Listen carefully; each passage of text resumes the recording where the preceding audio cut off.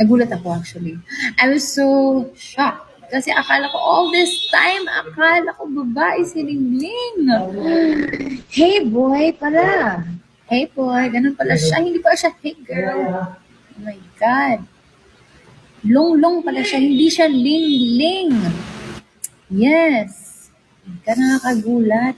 Kaya siguro ang clingy niya sa akin. Kasi may crush pa rin. Kasi bang. Yeah. As in, pag-uwi ko, nung nalaman ko na lalaki pala si Lingling, pag-uwi ko, I had to check. Ah, cute, but it's a boy. Yeah. So, feeling ko bagay din yung Lingling. Kasi yung Lingling! Eh, joke lang. Kaya siguro kaya siguro hindi ako inakalang boy because ay, Lingling ka ba, Lingling ka ba, Lingling, show yourself, kami Lin, yes Lingling, ala, dapat masanay na ako him, hindi na her, kami Lin. Here is Lingling, everybody, cheer, meow.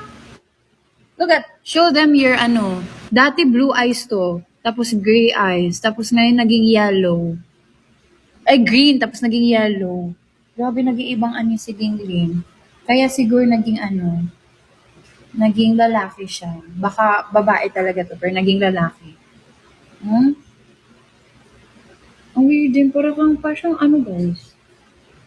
Kala namin beautiful ka, handsome ka pala. Are you?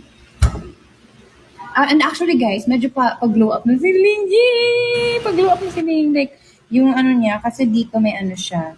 Like, may, tawag doon, paknot, basta, panot.